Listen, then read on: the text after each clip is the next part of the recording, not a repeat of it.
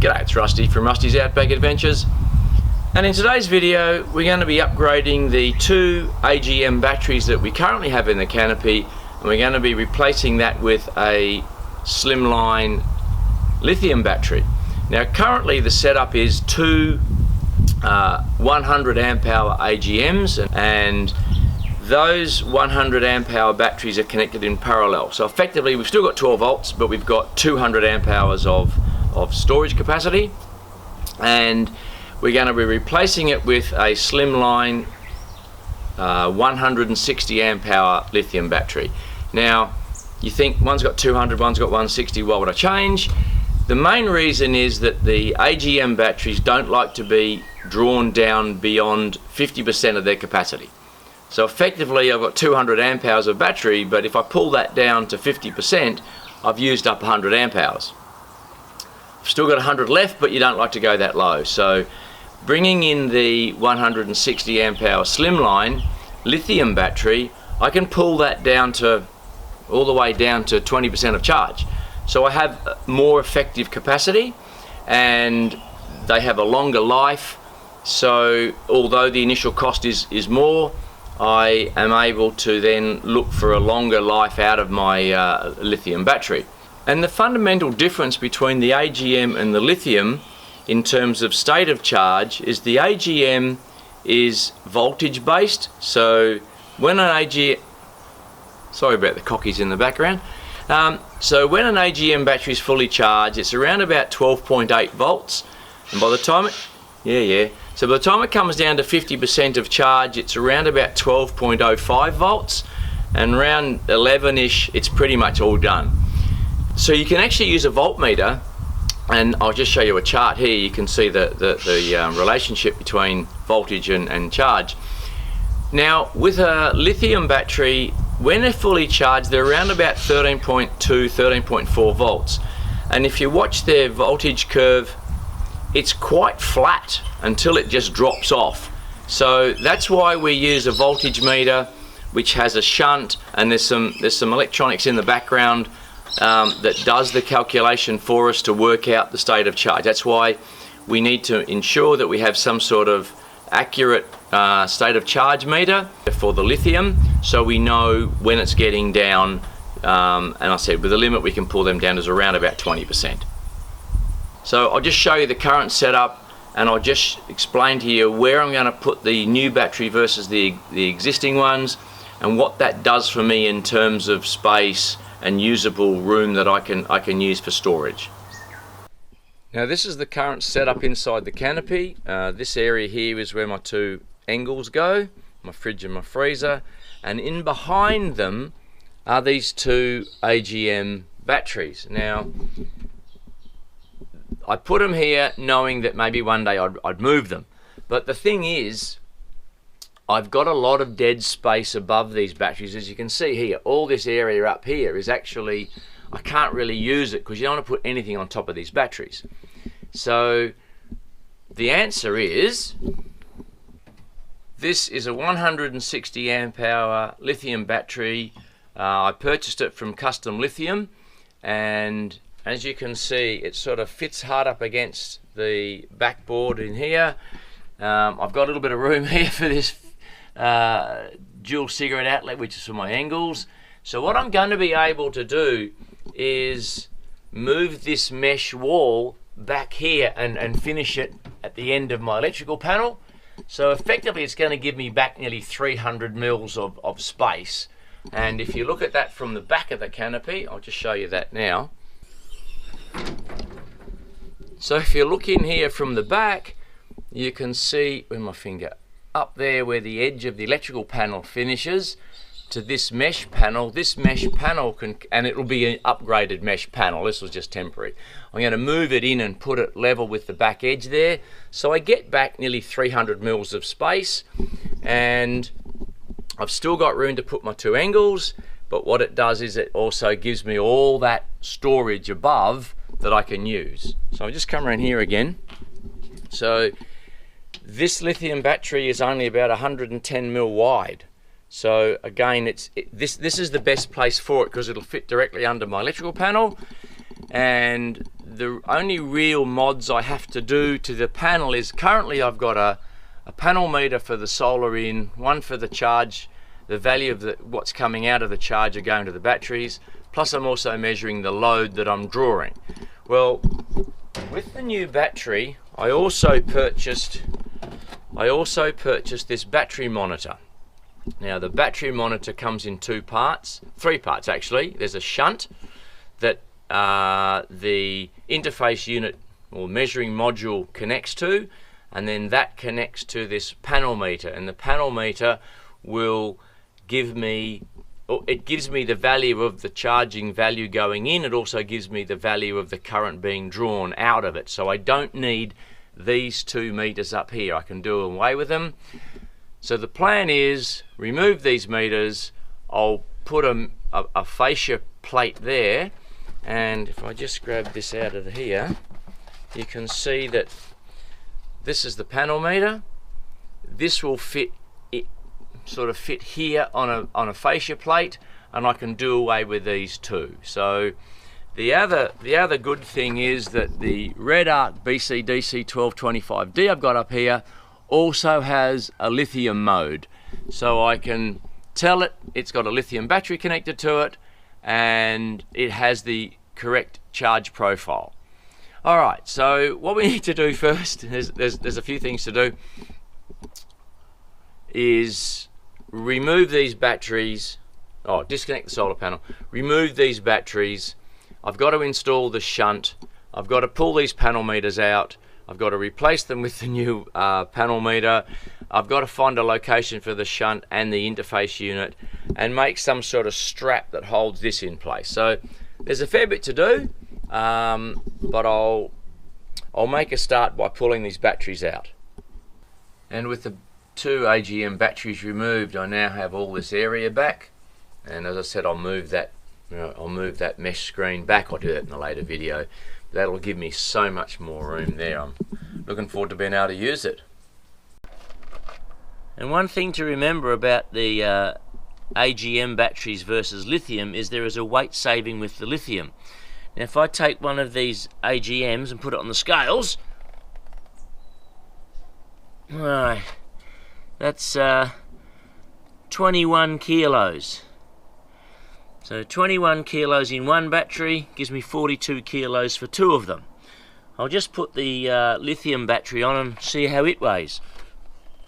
So there you go, hope you can see that. That weighs 16 kilos. So 21 times 2 is 42 kilos versus 16.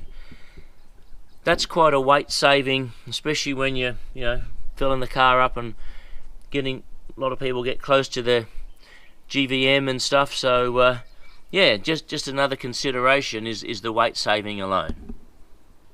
Well, I've just opened the electrical cabinet, which is in my canopy, and I'll just get up here and show you. Remember I said I didn't need these 2 bottom panel meters, so they can come out. So the wiring associated with those, they can come out. That'll give me some room back for the meter. I need to also install, just show you what's in the battery monitor box. The battery monitor box here, this shows the display the panel meter and the interface unit. There's also a shunt. So this shunt comes with a little cable that talks to this measuring module, they call it. There's also a temperature probe that's connected in here as well, and that goes, I guess, in the canopy to record the ambient temperature, to make adjustments for the temperature in the system, in the canopy, to charge the battery. And then there's this panel meter. Now there's an interface cable that comes between this RS485 display unit and goes in the back, and that's actually missing out of the box, unfortunately.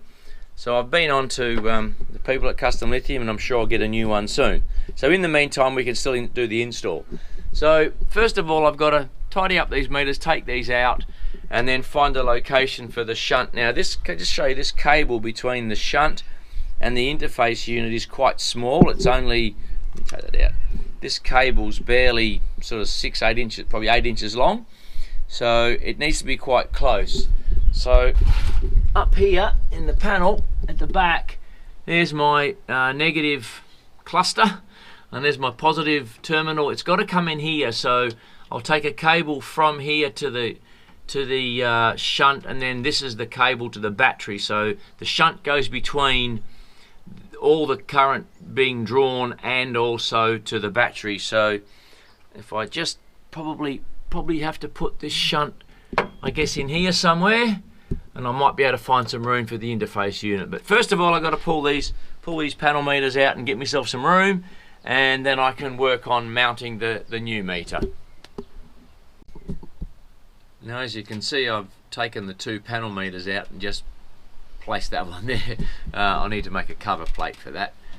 Inside, tied up a bit of the wiring because there was those 2 meters here that are now gone. And over here, I fitted the shunt, and the shunt has a little cable that goes to this interface module, and I've just got to run so this is the lead going on the battery side of the shunt, and on the load side of the shunt I need to run a cable back to this common negative, and I've run the 12 volt system powered positive lead back to this positive distribution post, and all I need to do now is run this RS485 cable. It comes out of this port here and it runs around to the back of the meter.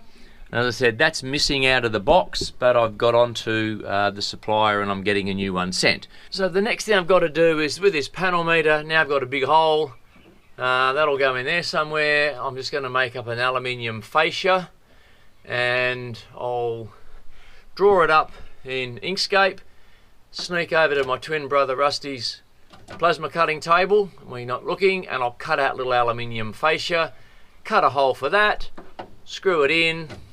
Bob's your auntie, look really cool. So that's the next thing to do. Now this is the design I've come up with for the aluminium fascia panel. So it's going to cover that hole in the electrical panel you saw earlier, and this cutout here is actually the size for the meter, and this battery monitor here will fit in there. So what we'll do is we'll take this design onto twin brother Rusty's plasma cutting table, and we'll cut this out of 3mm aluminium plate. I haven't put any mounting holes here because there's already a hole on the edge of the front panel, and I want to line that up with a screw hole that's there, so I'll copy that hole later. So okay, let's go out to the plasma table and cut this while he's not looking. Well, we found a bit of alley in Rusty's scrap metal rack. So this is 3mm aluminium, and we've got the design here. Told the torch where it is, set the parameters up as we go. Start button, let's go.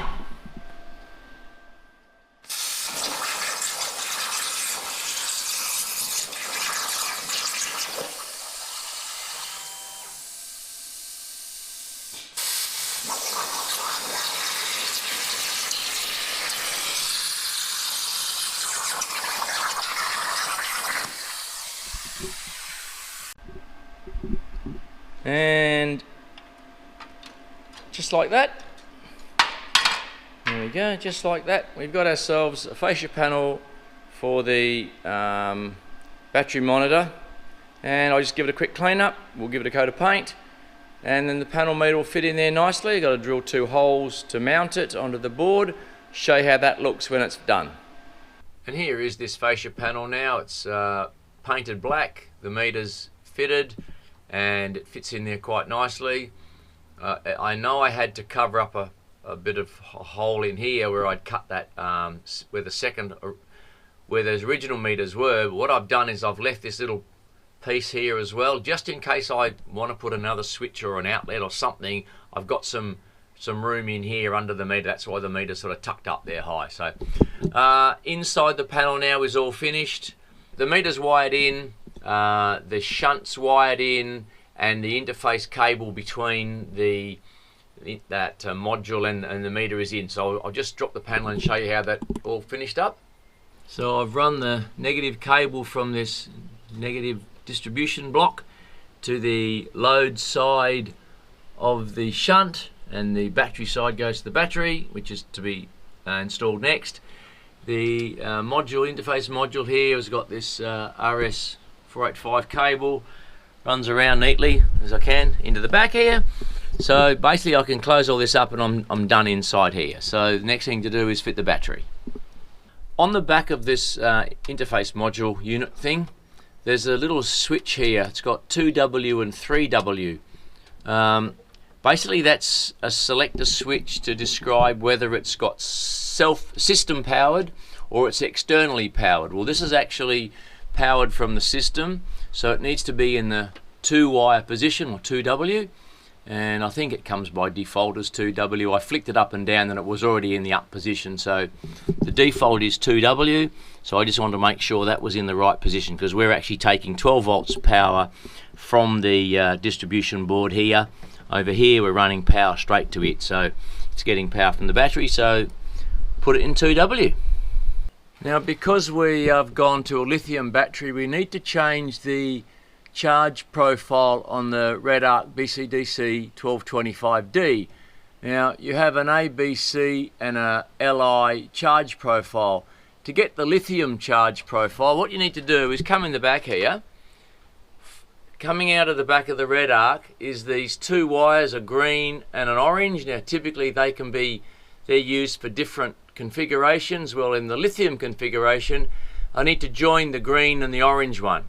So I just happen to have a spare terminal block in here. I've used one side, and I'm actually going to put a crimp plug on either side and use this terminal block as a way of connecting these two together. So that'll give me the correct charge profile once we connect the battery. And this is the green and orange wire now connected together to form the to tell the BCDC charger that it's got a lithium profile. So yeah, that worked out quite well. As I mentioned before, the battery is going to fit here up against this headboard below the electrical panel, and I was thinking of running a metal strap around here across the front and down onto this backboard again, but I can't get into this front panel here. I don't have a drill with a 90-degree chuck, so I'm going to come from the bottom and use 50x3 flat bar and a little tab, come up the top here, bend it across the top and then up again and attach it here and here, and I'll make two of those. So I'll go and make those and I'll show you what they look like when I've made them. Now these battery clamps are installed. I've got two screws here into the headboard, and I've got two screws here into this flooring. It's 19mm marine ply. So yeah, with these two in place, this battery's not going anywhere, and really happy with the fitment. Well, I've connected the battery up just to try it, and I've backed the car out in the sun. As you can see here, it's a nice bright sunny day. 28 degrees today apparently. The wind's blowing pretty hard, and you can see, if you can see up here, the Li profile light is on, the solar light is on, and the status is solid, so it's bulk charging. The solar panel on the roof, that's the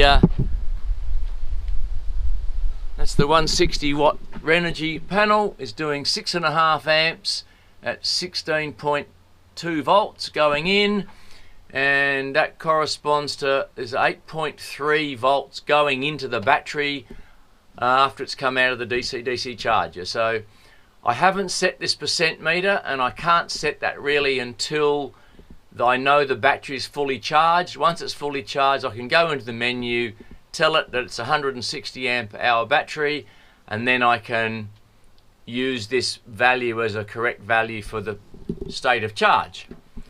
And now that the battery's fully charged, I can use this set function in the menu, and down here I use the amp hour preset, and you toggle up and down to change that value to 160 amp hours to match the battery.